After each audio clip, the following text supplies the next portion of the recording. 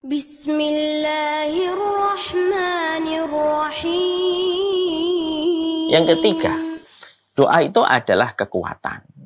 Ya, jadi doa itu tauhid, doa itu ridho. Yang ketiga, doa itu kekuatan.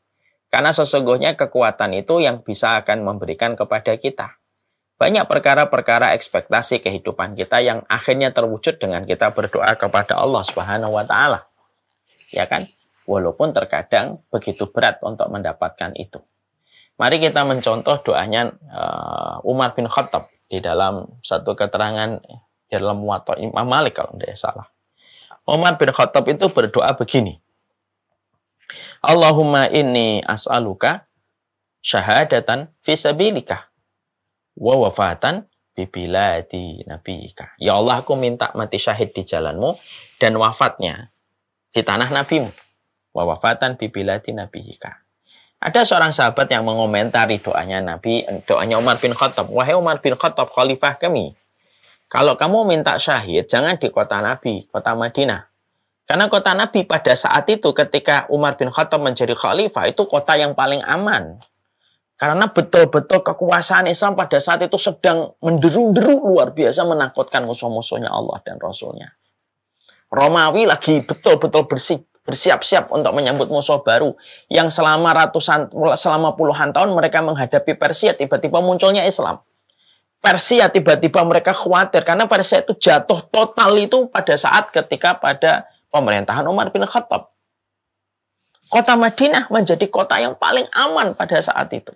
Makanya ketika ada yang mendengar doanya Umar bin Khattab, beliau berkata, kalau engkau ingin mati syahid, jangan di kota Nabi, karena kota Nabi tidak ada peperangan. Tapi Nabi tetap berdoa. Tapi kemudian Umar bin Khattab tetap berdoa, ingin matinya di kota Nabi, yaitu kota Madinah. Dan ternyata siapa yang benar? Umar bin Khattab atau temannya?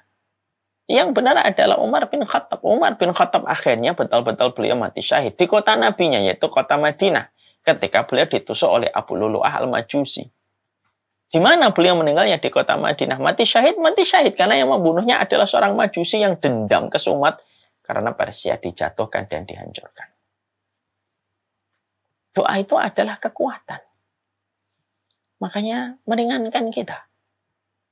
Mari kita belajar dari Nabi Ibrahim, Bapak dan Ibu, bersama dengan Ismail alaihi salam.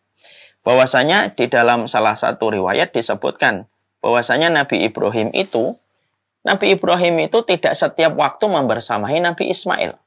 Dalam beberapa riwayat itu diterangkan bahwasanya Nabi Ibrahim itu 3 kali menjenguk Ismail di kota Mekah, di kota Mekah.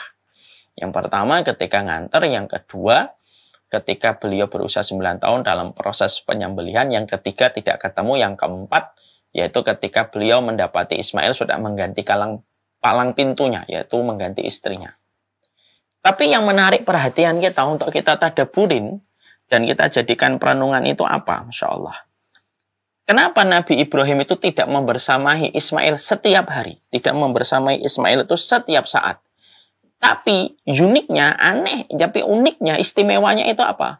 Istimewanya itu adalah Nabi Ibrahim walaupun tidak membersamai Ismail itu setiap waktunya, tapi Ismail itu bertumbuh kembang menjadi anak yang begitu taat dan begitu solih, dan beliau diberikan oleh Allah itu adalah menjadi nabi. Berapa banyak ayah menemani anaknya? Anaknya tidak karuan. Tapi ada seorang ayah yang tidak menemani anaknya, ada seorang abi, ada seorang bapak tidak menemani anaknya, selayak Nabi Ibrahim, tetapi anaknya menjadi seorang nabi dan rasul, yaitu Ismail.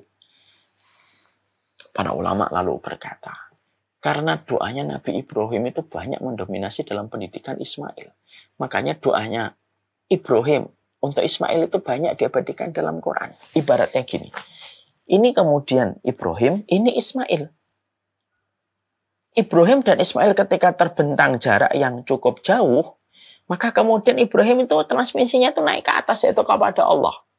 Allah kemudian menurunkan apa yang disampaikan Ibrahim kepada Ismail. Karena Allah sudah dilibatkan dari semenjak pertama. Allah itu kalau sudah dilibatkan semenjak pertama, maka sesungguhnya Allah betul-betul maka Allah tidak akan mengecewakan terhadap permintaan hambanya. Bukankah Allah tidak pernah mengecewakan permintaan hambanya? Maka ini kemudian yang didapati bahwasanya doa itu adalah kekuatan. Yang berikutnya, doa itu kemudian setelah kekuatan itu apa? Doa itu adalah pembeda. Karena yang membedakan kita dengan makhluk, yang membedakan kita dengan Allah itu adalah di dalam kita berdoa. Makanya kemudian kita menjumpai ya bagaimana Allah itu semakin diminta semakin senang. Beda dengan manusia. Manusia itu semakin diminta semakin sesek dadanya, berkurang senyumannya. Sebut saja di komunitas yang ada di sini. Siapa yang paling dermawan? Fulana, Ustaz. Oke, fulan atau fulana. Minta sekali, 2 kali, 3 kali, 4 kali. Lama-lama senyumannya akan hilang. Lalu akan berkata, jangan minta saya terus dong. Saya kan juga punya kebutuhan. Kenapa dia bisa gitu? Karena basicnya manusia itu punya sifat pelit. Beda dengan Allah. Allah itu semakin diminta, semakin Allah itu senang. Semakin diminta, maka semakin Allah itu ridho. Semakin diminta, semakin Allah akan memberikan sesuai dengan prasangka hambanya. Maka itulah yang kemudian kita pahami. Bahwasanya yang keempat, doa itu adalah pembeda.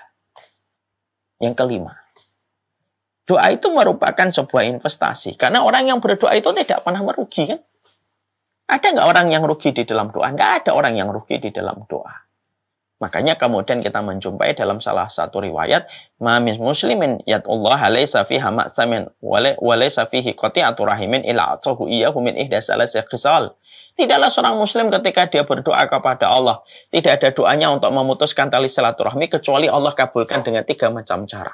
1, a'tahullahu iyyah. Allah akan kasih persis doa jali dakwatihi, akan diberikan sesuai dengan doanya. Minta mobil, dikasih mobil. Minta rumah, dikasih rumah. Dikabulkan cash dan kontan. Ini cara pertama. Bukan satu-satunya. Ada cara yang kedua. Kadang tidak diberikan kontan. Kadang-kadang diberikan yang kedua. Menjadi kebaikan dan pundi-pundi pahala di akhirat. Kemudian kadang-kadang yang ketiga. Yaitu adalah dihindarkan dia dari musibah yang lebih besar. Dia minta mobil. Allah tidak kasihkan mobil karena Allah tahu kalau dia dikasih mobil akan dapat musibah. Allah hindarkan dia dari musibah karena doa yang dia panjatkan. Akhirnya dia tetap punya motor tapi tidak mendapatkan musibah kecelakaan mobil. Ada orang minta rumah, nggak dikasih rumah, bukan Allah tidak mampu. Kun fayakun kecil jadi itu.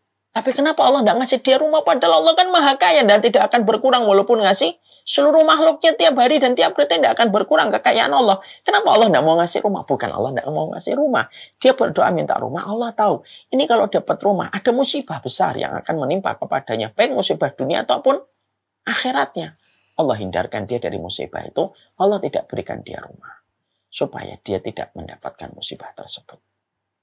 Masya Allah, para sahabat ketika mendapati Rasulullah menyampaikan 3 cara Allah mengabulkan doa, mereka senang banget. Para sahabat kemudian berkata, Nuksir ya Rasulullah, kalau kami tahu doa sehebat ini ya Nabi, seluar biasa ini ya Rasul, maka kami akan perbanyak doa. Dijawablah oleh Rasulullah, Allahu Aksar, Allah lebih banyak dari apa yang kalian minta. شكرا يا ربي شكرا هديت قلبي شكرا